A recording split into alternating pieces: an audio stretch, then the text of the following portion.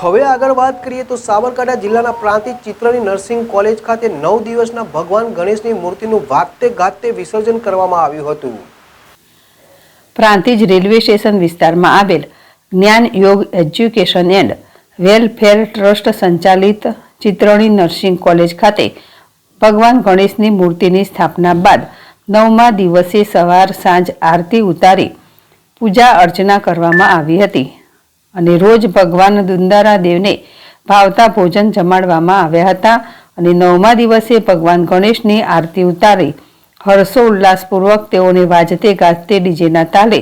વિદાય આપવામાં આવી હતી અને અગલે બરસતું જલ્દિયાના નાદ સાથે ભગવાન ગણેશની મૂર્તિનું વિસર્જન પ્રાંતિજ નેશનલ હાઈવે 48 ઉપર આવેલ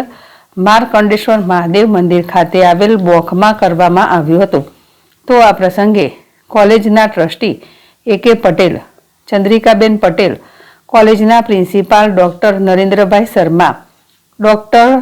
નિધિ દજીજ, રીતેશભાઈ ભટ્ટ, કોલેજ સ્ટાફ, સંકુલ સ્ટાફ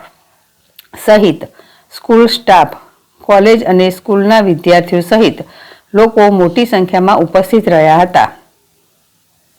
જિલ્લાવલ ZSTV પ્રાંતિજ।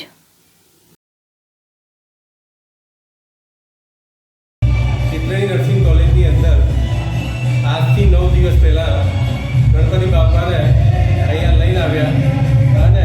9 દિવસ સુધી ગણેશ મહોત્સવ અમારા વિદ્યાર્થીઓ તરફથી, અમારા કોલેજ સ્ટાફ તરફથી, બધી ચિત્રની ફેમિલી તરફથી અહીંયા પ્રોગ્રામ મહોત્સવ ઉજવ્યો છે અને આજ રોજ ગુરુવારના દિવસે બાપાનું વિસર્જન છે એટલે અમે ગણપતિ વિસર્જન કરીએ છીએ અને આવતા વર્ષ માટે અમે ઈચ્છીએ છીએ કે ભગવાન ગણપતિ બાપા બધાને